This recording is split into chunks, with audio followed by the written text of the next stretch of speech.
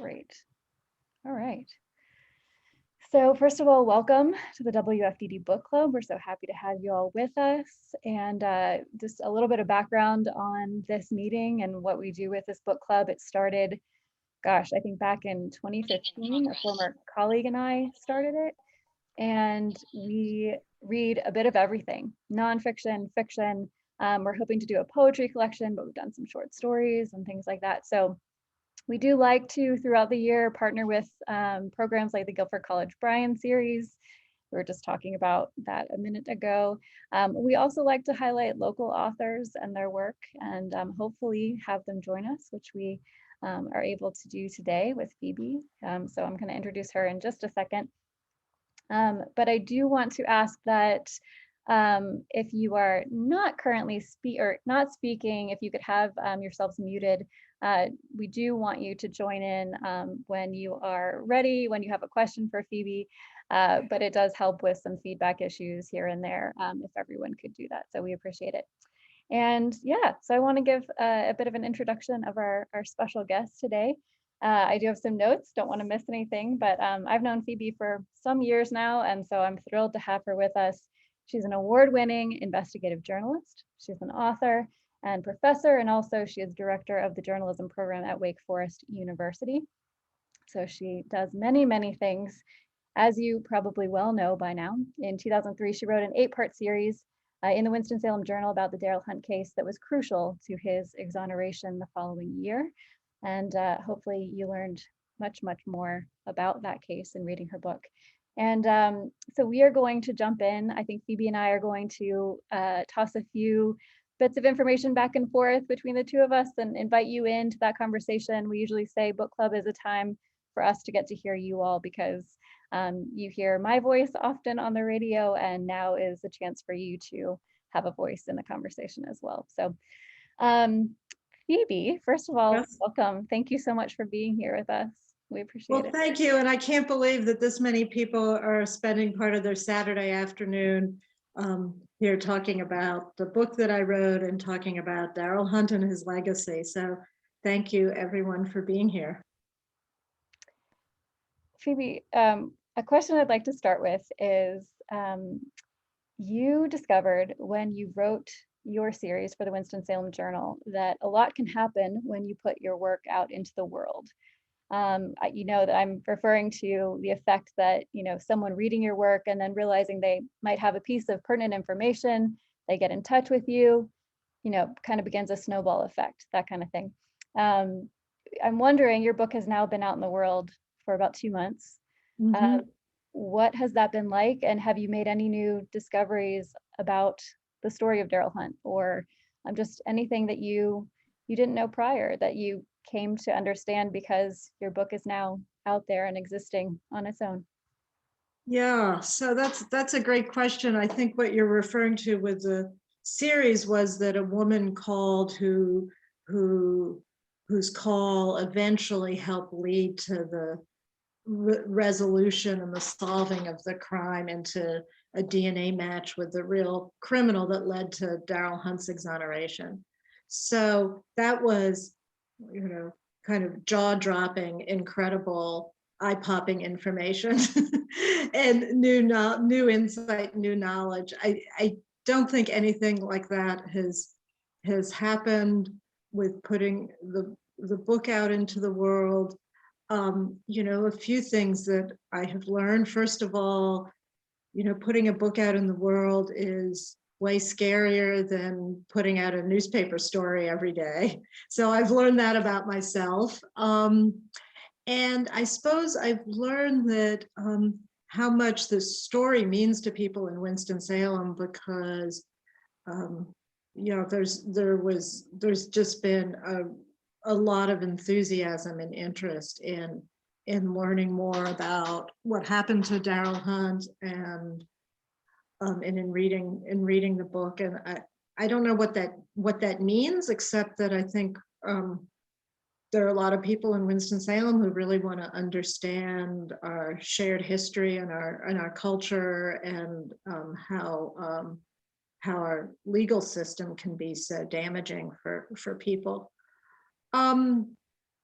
And in terms of what I've learned about the story, I suppose just in talking about it and hearing people's questions and thinking about it more, it gave me a chance to think about it as, you know, writing it, I was so focused on getting it done. So it gave me a chance to kind of step back and really think about the meaning of all of this. And I suppose what I keep coming back to is, you know, it certainly covers lots of important themes in our history. It talks about race, it talks about our legal system, it talks about racism, it talks about trauma, all these urgent, pressing issues. But I have the sense, and I'd love to hear more about this from people who are here, that what a lot of people are really responding to is the story, and the story of these really remarkable people, not just Daryl Hunt, but all the people who were involved with his fight for justice. And I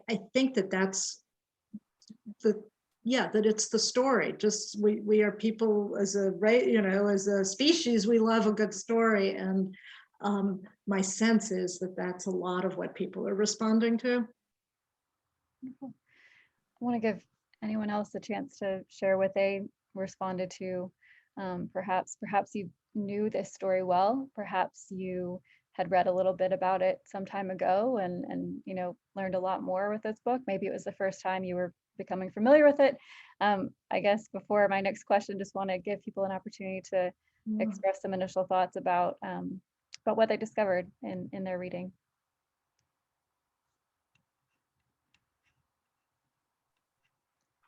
I'll go ahead and chime in. First of all, Phoebe, thank you so much for all your work and for this book. My husband grew up in Winston-Salem. We moved here together in 1985. And shortly after that, we started our family. So this happened, the initial incident happened while I lived here, or shortly after, before I moved here. I was aware of it. I read the paper. I didn't read every article. And I had friends who were involved in the newspaper, and I still did not know the whole story. And this has been just a very meaningful journey for me to read this, to know that it happened right down the street almost from where I live, and that I had already read Just Mercy and done all of that. And I thought every person who is a citizen of Winston-Salem needs to read this book, no matter how long they've lived here, to really understand this piece of our city's history. Yeah. I do want to jump in and just, I'm not going to call anybody out, but there's at least one person on the call, just so that everybody knows, who was really closely, personally involved in the case. And I don't know if that person wants to speak up, but that just seems worth noting for everybody. Thank you. Appreciate that, Phoebe. And Sarah, I appreciate you sharing your response to reading Phoebe's book. Can anybody else have some initial responses to this book? I think Phoebe's referring to me. So thanks for not calling me out, Phoebe. You're welcome. I wouldn't do that.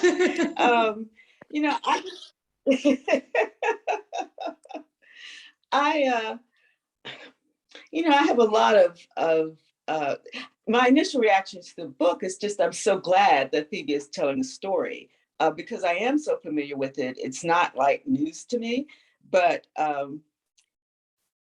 I do think it's important for everybody, especially where we are in our country's history right now, and people who aren't familiar with this type of story starting to grappling with the realities of how race plays into the justice system, or some people are now calling it the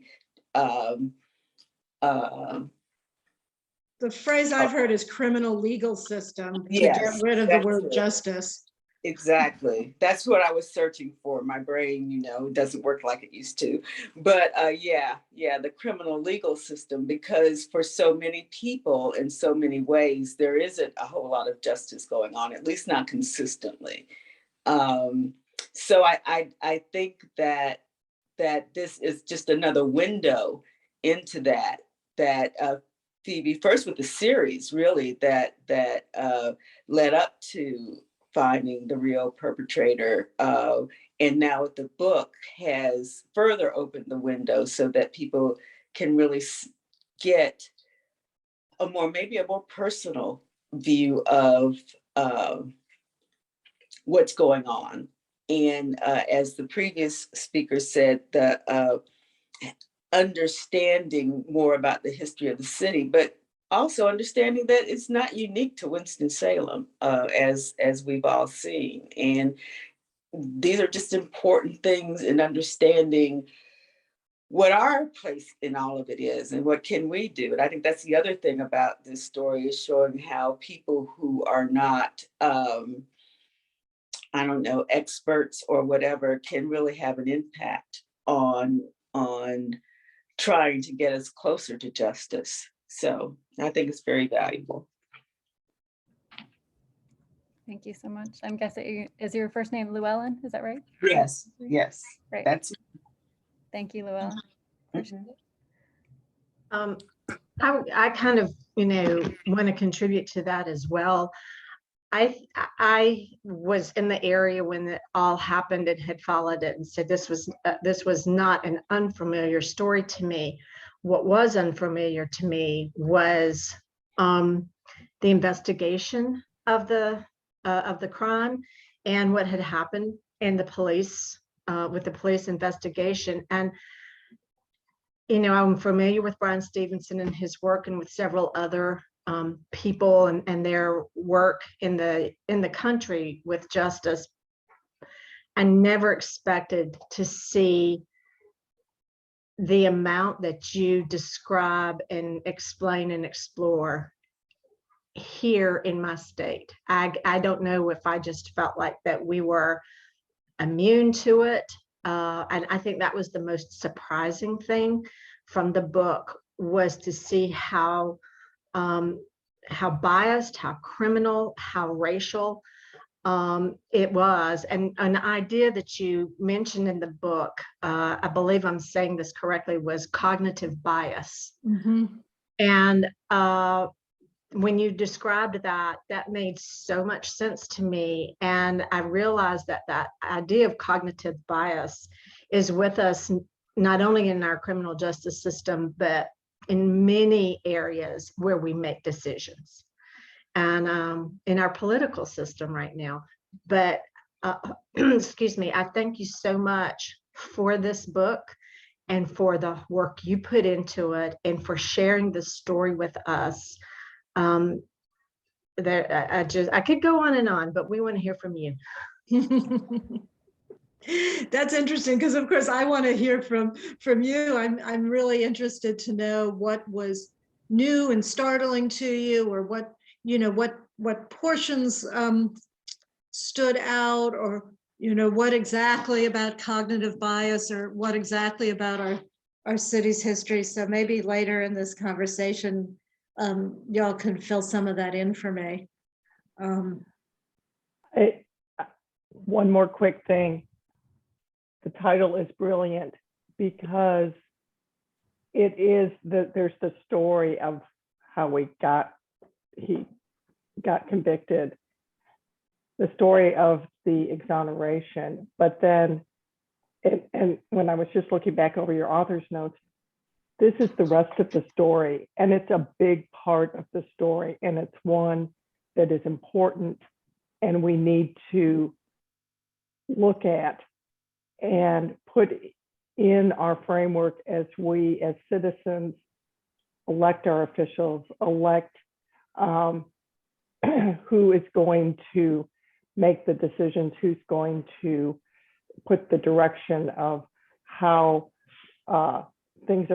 justice is going to be administered, because there's so much more to the story and you brought that out, and it's important, and we all need to learn from that. Yeah, I'm really glad you said that because, the point of writing the book was to look at what happened to Darryl after he was exonerated, and to go back and look at what happened to him in his life that stayed with him, that went beyond the story of the miscarriage of justice. So I'm really glad to know that resonated. And the second part of the title, the life sentence of Daryl Hunt, that whole idea came from him.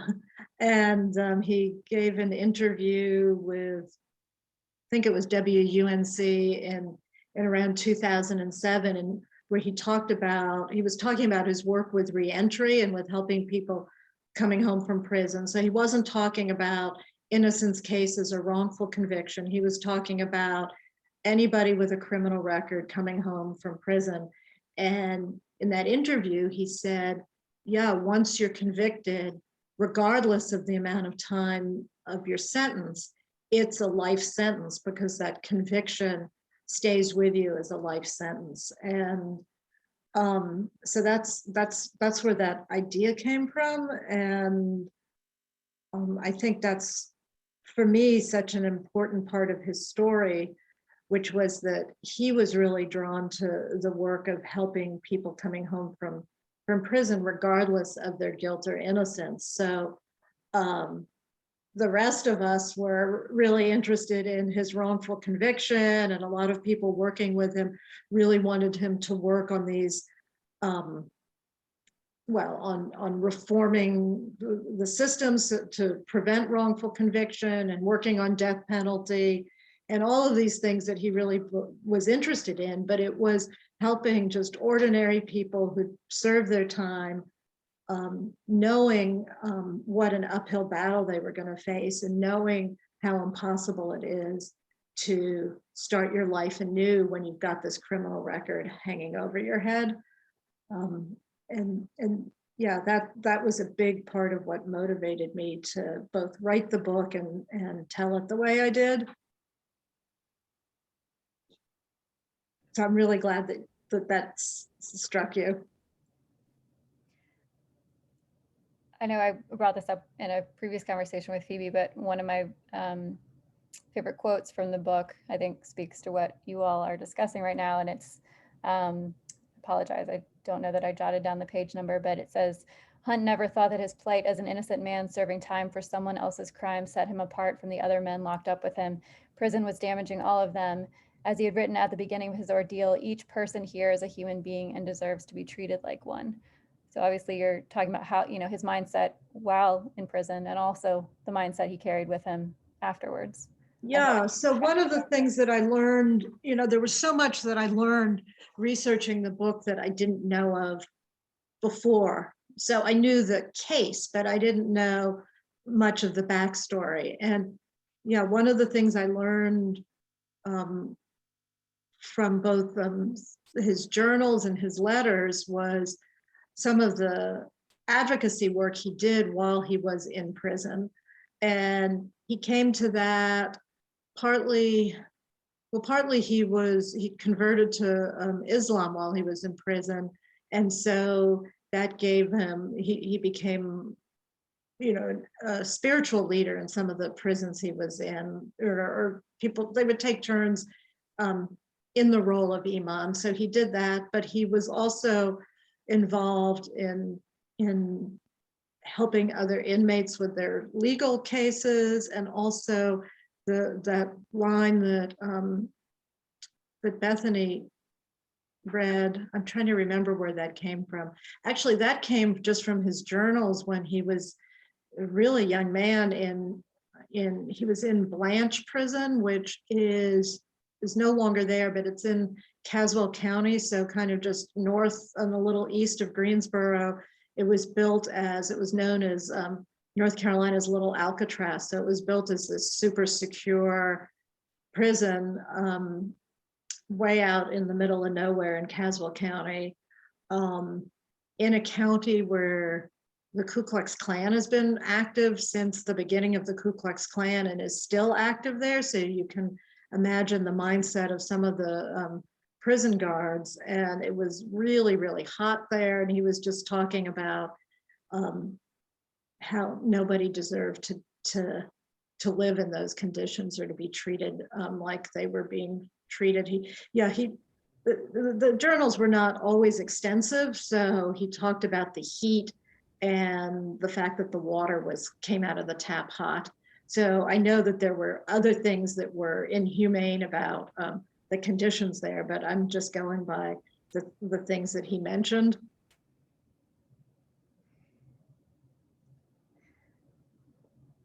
I'm happy to keep peppering in some of my questions, but Yeah, please. please know that also the floor is open for others' questions as well. And since we've talked about his journals a little bit, I wonder if you could describe what that experience of reading something like that was like. Do you think he wrote with the sense that he might have an audience in these writings, or I'm guessing some of them are incredibly intimate and personal. And what was that like for you to be working with those documents?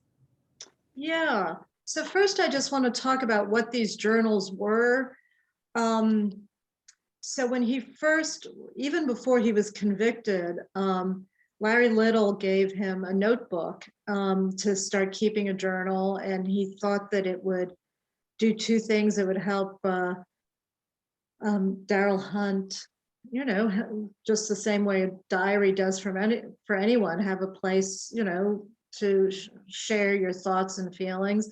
And he also thought that Daryl Hunt had never been much of a student, so he thought it would help him, get sort of self-educate himself.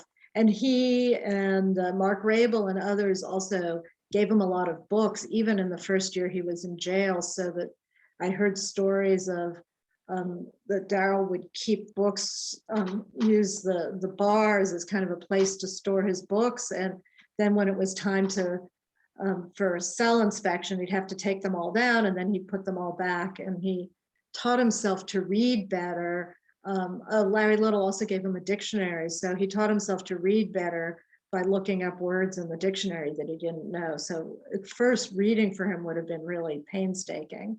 So he had, some of the journals came from handwritten journals that were done while he was incarcerated. But then after he was exonerated, he set out on a project to write his own book, or at least write a memoir. And so a lot of what I had was transcriptions. He would do it as an oral history, so speak into some kind of a recording device. I don't know if it was a cassette player. I suppose it would have been a cassette player in the early 2000s. And then it was all transcribed, a lot of it by students actually they were students at the Divinity School. And so that was him looking back. And a lot of that was very, very detailed discussion of his family and events. He had kind of a photographic memory. So some of it was really confusing, actually, because, everybody was referred to by nickname, and it was just basically day after day what he'd done, day after day after day. So the part I really focused in on was the sections that shed light on his experiences in prison, and also sections that shed light on his early childhood. And a couple of things that really stood out right away is that one of the things people always remarked about Daryl Hunt was how, well, people would describe him as charismatic, gracious, calm,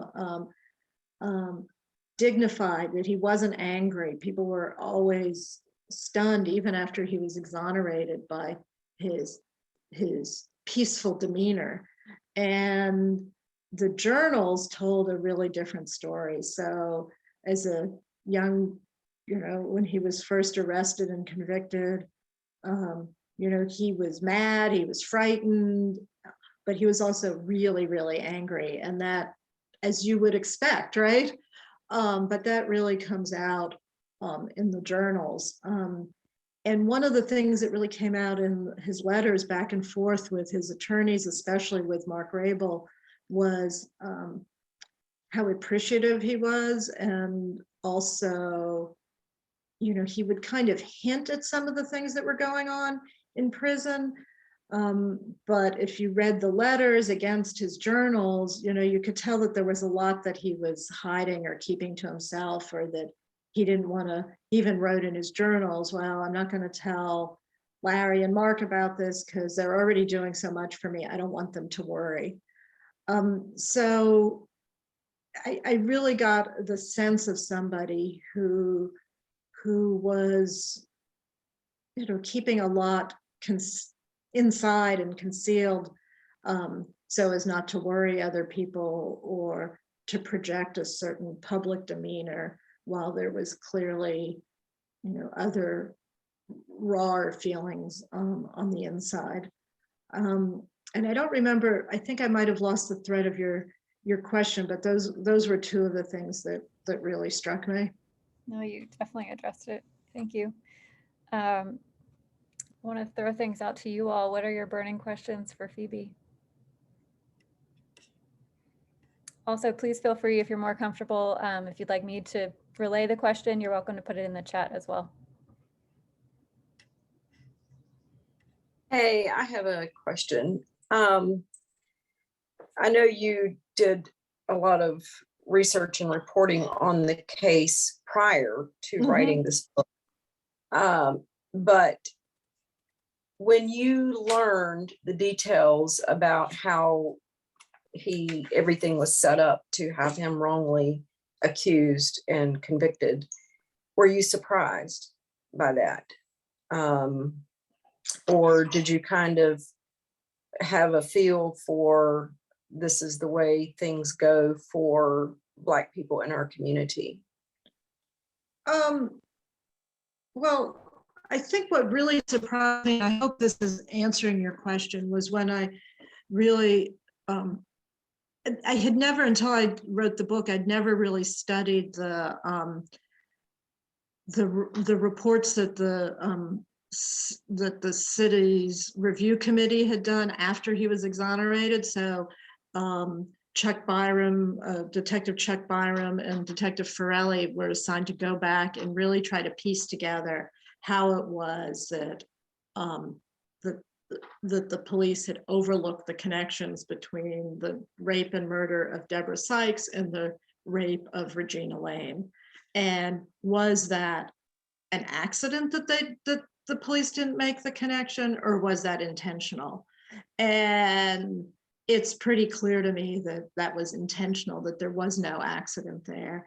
And I think what really surprised me as I was piecing all that together, and I knew this before I wrote the book, but it didn't really hit me as hard as when I had to actually write it myself, was, and I don't know what better word to use, but that the authorities would sacrifice a young woman who'd been raped and not go about bringing justice for her in order to protect the conviction of Daryl Hunt.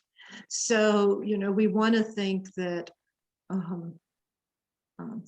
that the police are going to protect victims, right? And that the system is at least going to protect victims, even if it doesn't do a great job at protecting the rights of defendants.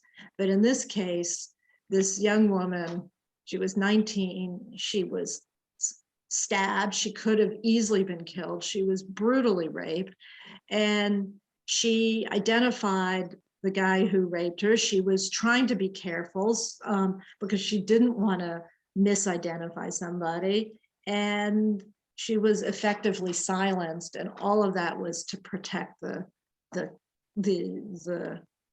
case against Daryl Hunt, and then ultimately his conviction. And that I think really surprised me. The lengths that this criminal legal system will go. Other things that surprise me.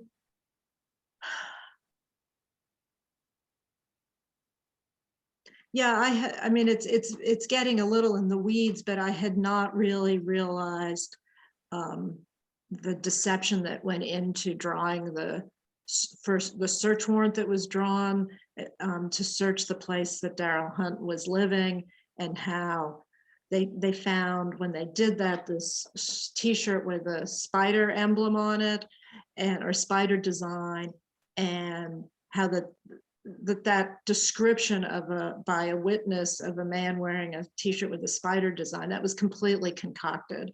And I don't think I really realized that until I had to sit down. And yeah, there's nothing like writing something to help you get the facts straight, and to, to really understand the implications of some things that I already knew the basics of. Does that answer what you're getting at, Abby? Yes, it did. And, I really enjoyed the book. And I'm a native of Winston-Salem, and I vividly recall when that happened. And I was around the same age as Deborah was. She died. And so it really hit home to me. I used to run the streets of Winston-Salem all the time as a young girl. And also, I just had a conversation. It was really interesting. I'm a graduate of the School of Divinity at Wake Forest. And, when I saw the photos of all the people involved with Darryl and supporting him, it was like, oh my gosh, I know all these people. It's kind of crazy. And working with Interfaith of Winston-Salem, but the statistical data that you included in this book, I just had a conversation week before last with some of my congregation members, and we were discussing race and racial bias and that sort of thing. This was before I got the book and started reading it. And one of my congregation members is refusing to see that race is a thing, racial bias is a thing. And I was like, I just don't see how anybody can not see it. And so when I started reading the book, I told her, I said, when I finish this book, I really would love for you to read it, because you give a lot of great information in there. And I don't know if it will change her view, but hopefully it will. And, it's sad what is going on in our country, not just in our country, but in other Western cultures where, whites are the majority. And what happened to Darryl is just really sad and happens to many, many people. So thank you for your book. So, I think that this whole thing about statistics and what people believe, it can be really hard for statistics to resonate, even if statistics are hard facts, right? And also, there's so much skepticism in the world today that, a lot of people say, oh, well, then maybe she just picked and chose her statistics, right? I mean, people don't even believe hard facts anymore. So that's something that the pandemic has taught us, right? I mean, we got more statistics about COVID than there are about, I mean, the facts are clear and people still don't believe them. But I think stories can speak to people in a way that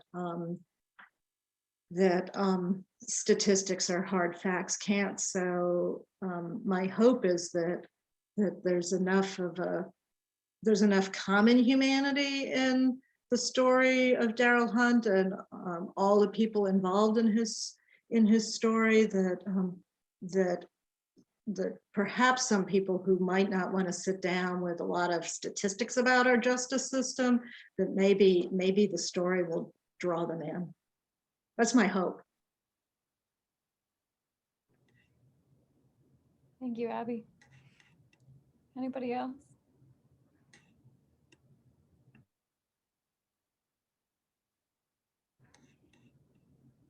Phoebe, one question I have for you is, when you set out to write your series for the Winston-Salem Journal, you talked a little bit about taking a bit of a different approach than the previous reporting had. I'm wondering if you could elaborate a little bit on that, and then maybe talk about, you know, your approach to a book and how it was different. What were you allowed to do in a book that maybe maybe you couldn't in the series, or something like that? Maybe talk just about the different formats you were writing in, Oh, what you think wow. about the power of them is. Yeah, that's really interesting. You know, I don't know that there's as clear a distinction between a newspaper series and a book, or that there should be. But when I did the series, I was really just looking at the case as opposed to trying to tell Daryl Hunt's story of what had happened to him personally. And that was for a couple of reasons. First of all, the real question before me at the time was this man wrongly convicted or not, right? He had not been exonerated yet. So the question was to look at the case, to look at the legal proceedings, to look at the investigation, and try to answer the question about whether or not Daryl Hunt had been wrongly convicted. And even then, after I was done with the reporting, I hadn't found anything that proved yet that he'd been wrongly convicted. So we had to find a way to tell the story in a new way. And so I learned, writing that series, I learned how to tell a long form narrative. So a narrative meaning a character driven story with dialogue and cliffhangers and scenes, something that's going to read more the way a movie or a TV series would read as it unfolded. So the reporting was fact-based and fact-driven, but the style of the writing was as a narrative. And I learned to do that writing that 8-part series. And then when he died, the question was completely different. The question wasn't, was he wrongly convicted? I mean, we already knew the answer to that question.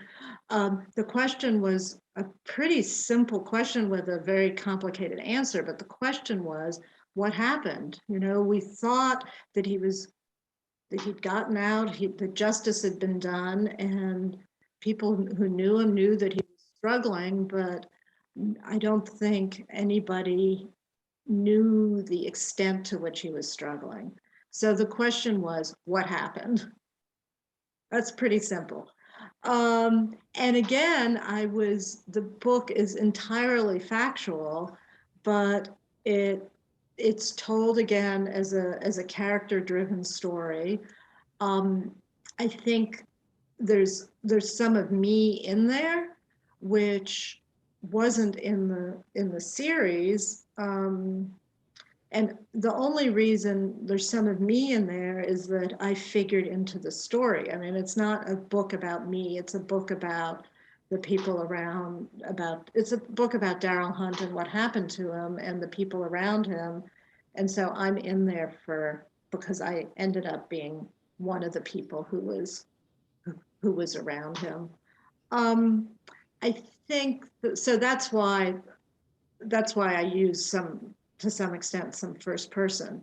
Now, it's been 20 years since I've written for a daily newspaper. If I were writing for a daily newspaper again, I think I would be inclined, when it made sense, to be a little bit more transparent about my methods. I think that's one of the things that makes the book it was very important to me to be transparent about my methods.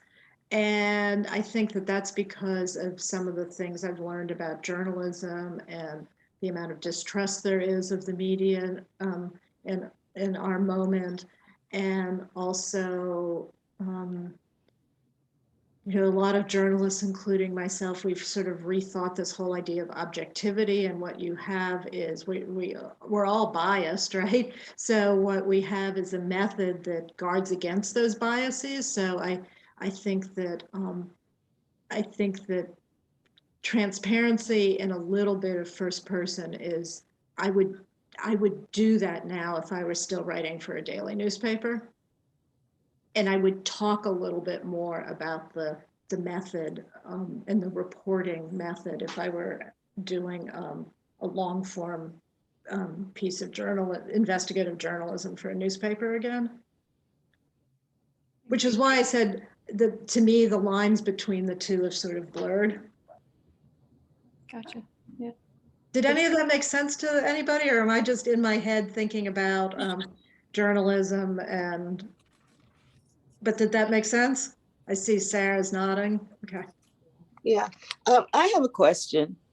In just listening to you talk about how you're thinking about reporting now, I'm wondering how much or is that connected in any way to the fact that you're teaching journalism now, and in teaching it, that it's helped you. Well, I won't put it like that, but just, is there any connection, do you think, between that? Yeah, that's a great question. I'm sure there is, because I'm trying to teach students how to do this thing. And also, we do spend a lot of time talking about the principles of journalism and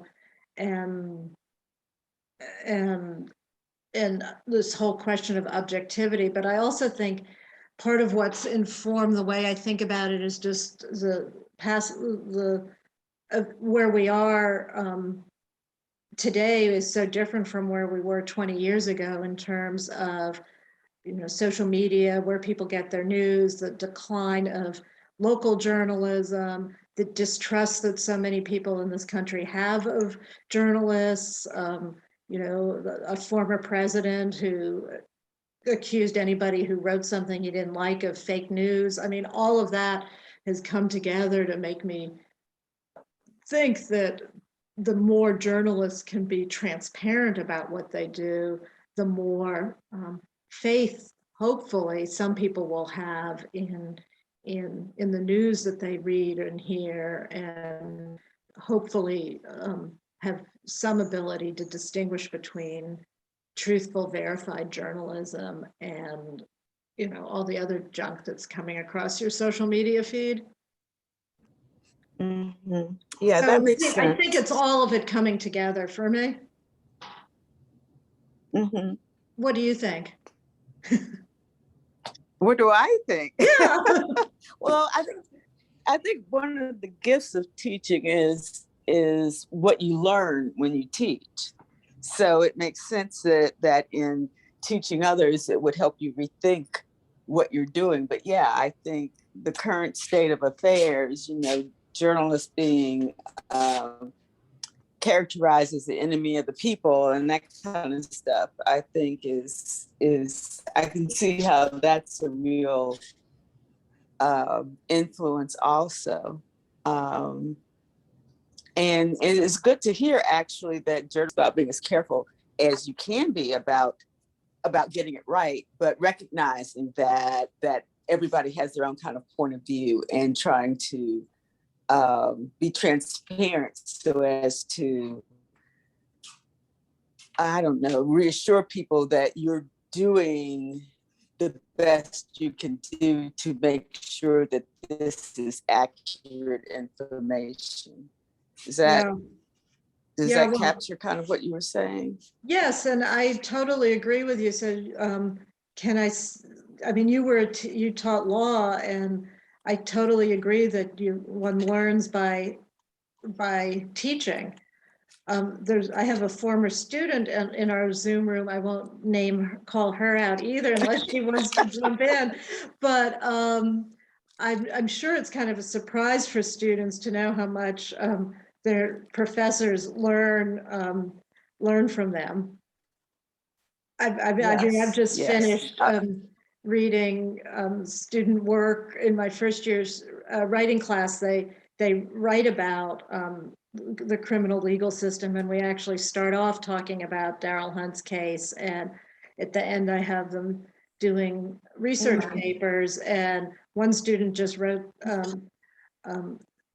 they write an advocacy letter, so it's a research persuasive essay, and one of them just wrote about solitary confinement. And, you know, man, she found some studies about solitary confinement that I had not been aware of when I wrote the book. And it would have been great to have had her as a, have had those studies in there. She found that there've been some studies that show that solitary confinement actually changes the structure of your brain. And beyond that, I don't know that I completely understood the science, but yeah, it changes the structure of your brain, so that you are forever more prone to mental illness. And that was just, you know, so striking and important for me to learn about. Wow. I can only imagine. But yeah, I agree that I've had experiences like that. And not just from the research my students did, but just also from hearing them speak about their own experiences. Mm-hmm. That's one thing I found, that as much as I strive to not judge people and not to function on stereotypes, when I in discussions with students in class, I realized that, oh, I never would have thought that of that person. That's really interesting. Mm-hmm. And it was because of just kind of the way I viewed them. Mm-hmm. So it really helped me see those things about myself, plus making me more open to understanding just how, I don't know,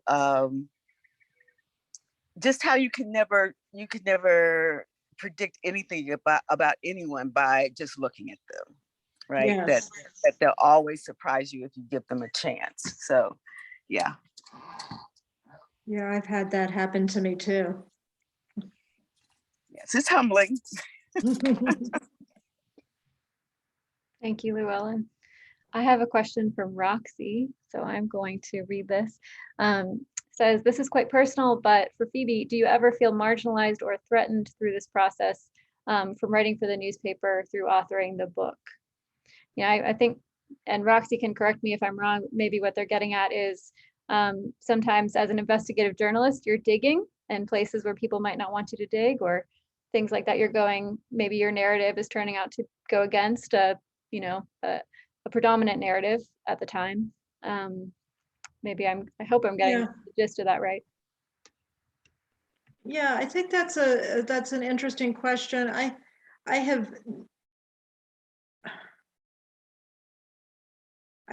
never felt threatened. After I wrote that series, I was a little concerned that maybe if I ever needed the police, they wouldn't answer a 911 call. But I know since then I've called the police about, minor stuff, but, somebody walking up and down the street, peering into people's cars, or, that kind of stuff. And police have always come when I called. So and the fire department came once there was some smoke in the basement. So that was good.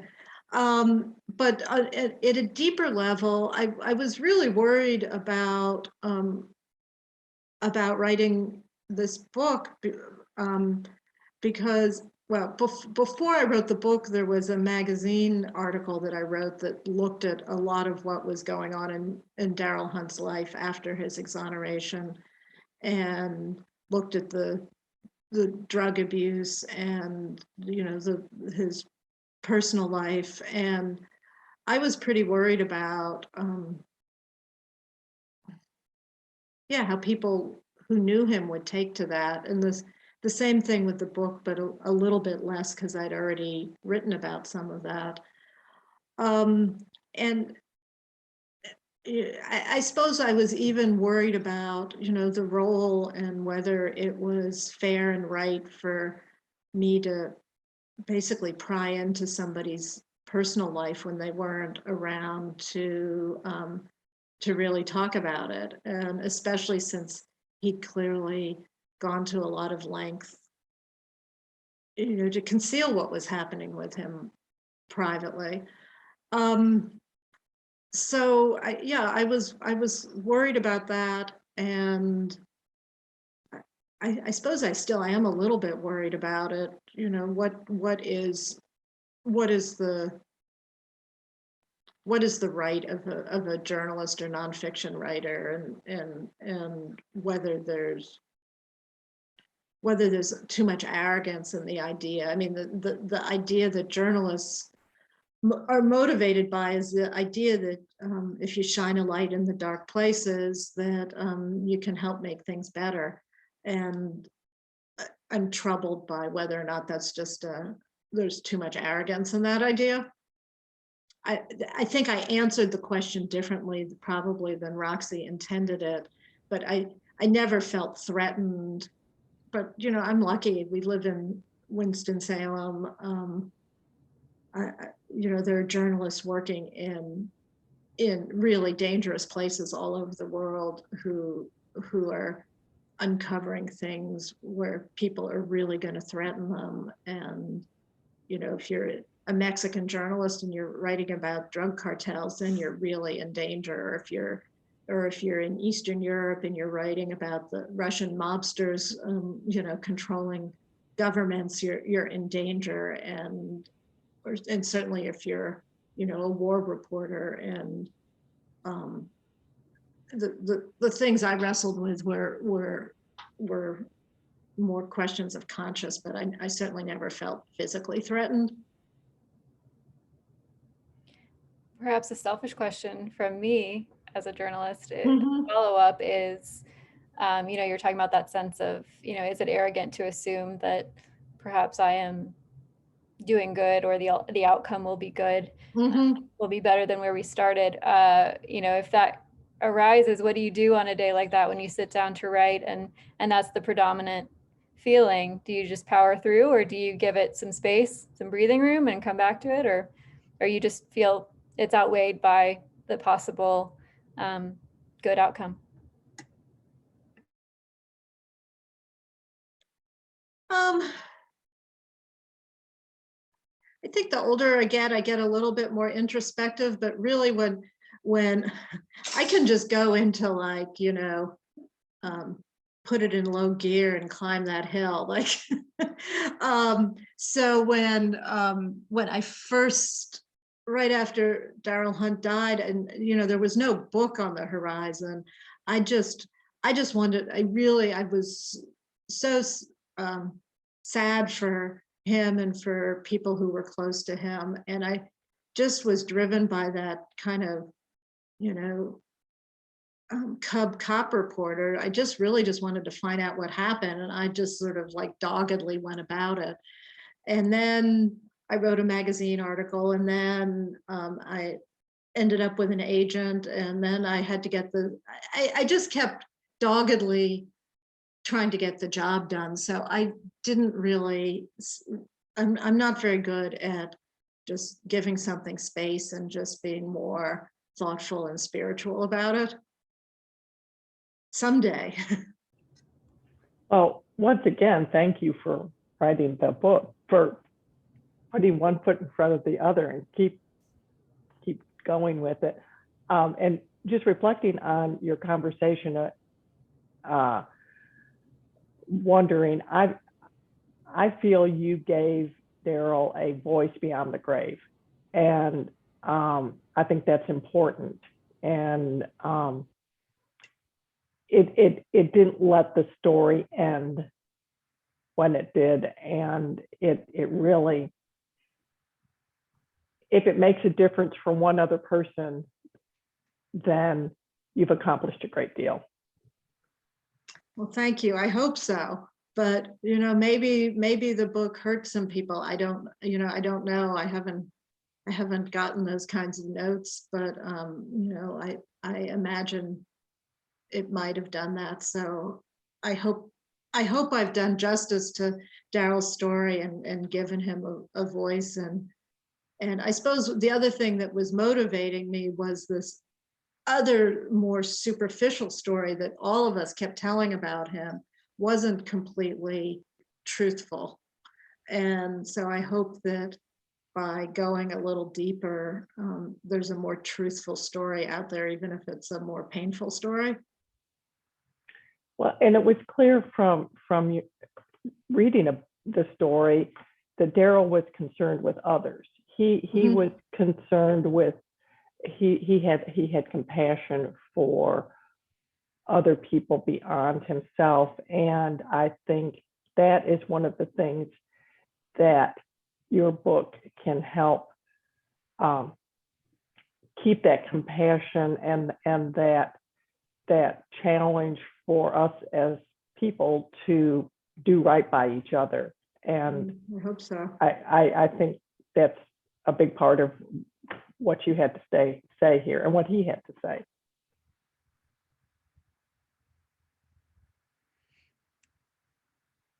Well, I really love that. I hope that that comes through to a lot of other people, that, yeah, his compassion and, you know, none of us is perfect, but, you know, his intentions were really good, and he did so much. He was so generous to so many people.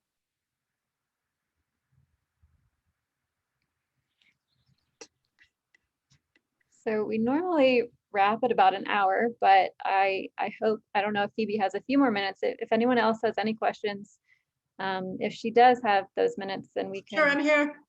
Okay, great. So yeah, just final questions for Phoebe, or if no one has any final questions, you know, maybe Phoebe, you have a group of readers here. Any other questions you have for them, maybe? So open floor.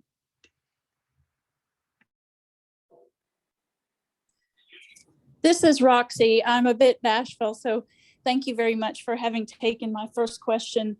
And I am relatively new to Winston-Salem. I love this area. It reminds me of my hometown. I was very surprised to follow in the newspaper and the news about what they call the Winston-Salem Five.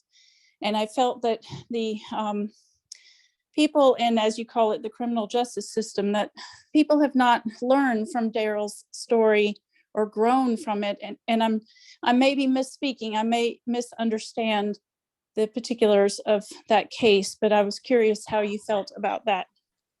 Oh, I'm really glad you brought that up. So, I mean, I think there are parts of the, well, first of all, that proceeding that happened was in large part because of Daryl Hunt's case. So that proceeding came out of a group called the North Carolina Innocence Inquiry Commission, which was set up by the legislature. So it's a law in North Carolina that if somebody has a claim of innocence, which is not really a claim that you can file in court, that you can go to this commission, they'll investigate your case. And if they find evidence of innocence, they'll send it to a 3-judge panel for a hearing. And the legislature established that commission because of Daryl Hunt's lobbying, and largely because of his case and some other cases like his in North Carolina. So the fact that we had that hearing is because of Daryl Hunt. And it's also really rare for that commission to send a case on for review by a 3-judge panel. So they have held, before they send it to a 3-judge panel, they hold their own hearing. They've had somewhere around 18, 19 of those hearings, and but they've reviewed, I forget the figures, but well over 1,000 cases. So it's really rare for them to find evidence of innocence. And they've had around 15 or 16 of those hearings by a 3-judge panel, and around 14 or 15 exonerations. So I'm throwing all these numbers out to let you know that it's rare for a 3-judge panel, to reject one of the cases that the Innocence Commission brings to them. And our DA is really keen on getting rid of, and many of the other DAs in the state, of getting rid of that commission. He thinks it's a waste of taxpayer money. He's been really vocal and really clear about it. He thinks it's a waste of time and basically just a waste. So my reading of what happened at that hearing, Roxy, was partly a defense of those convictions by the DA's office, but also an attack on this commission and the validity of this commission. So the DA's case was all about finality, which is really important, an important part of the law, that once there's a conviction, you need a procedural error or a violation of somebody's due process rights to reopen a case. And this commission is contrary to that idea. This commission says, no, we will hear new evidence, and we're not concerned with procedural issues. We're concerned about facts and evidence. And so just the fact that our district attorney's office is so keen on getting this commission overturned tells me a lot about the values in the DA's office. And then I really was I was both surprised and not surprised that the commission turned down those four appeals. The evidence to me of wrongful false confession was really, really strong, but it's really hard for the system to reverse itself when you don't have when the crime hasn't been solved. And I suppose it was really hard for those judges to think of letting the men convicted of killing Chris Paul's grandfather, and I think the fact that it involved Chris Paul had a lot to do with it, and that Chris Paul's mother and aunt also didn't believe the evidence of false confession, without a solution to the crime. I think if the commission had been able to find the man who had in fact assaulted Nathaniel Jones, I think the outcome would have been different. But it seems really hard for our system to undo a conviction when there's nobody to hold accountable for a crime. Does that answer your question at all, Roxy? In a horrifying way, yes. Yeah, and I mean, I don't think Daryl Hunt would ever have gotten out of prison if by this fluky series of events, Willard Brown hadn't been in jail on that probation violation and available to have his DNA tested. I don't think, if they hadn't been able to identify the real killer, I don't think Daryl would have ever gotten out of prison. And I don't think I'm saying anything sort of controversial there. I don't think anybody involved with his case thinks he would have gotten out of prison if they hadn't been able to solve the crime.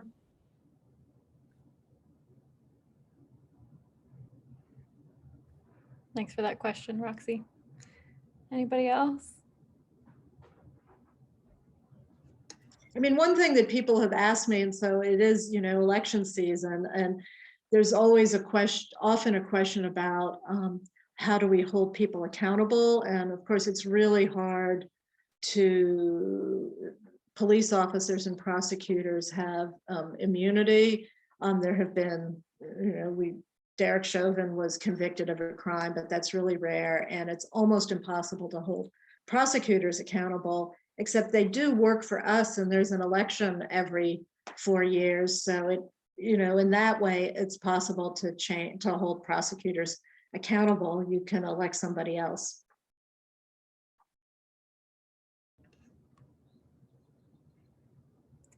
That is what our local democracy is all about. Yep, and primary is Tuesday. Primary is Tuesday. Election day is in November. Yeah. Well, thank you so much, Phoebe. Thank you to everyone for reading and for joining us. We really appreciate it. And I hope you have a wonderful rest of your weekend. Thank you, everyone. It was really a pleasure to spend an hour with you. It's our pleasure as well. Thank you. Take care, everyone. Thank you so much. Bye-bye, Lillian. Bye-bye, Llewellyn. Bye. Thank you. You.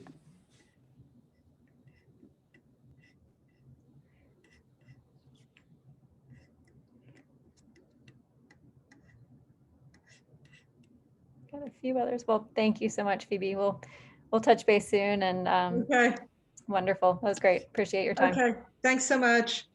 Bye-bye.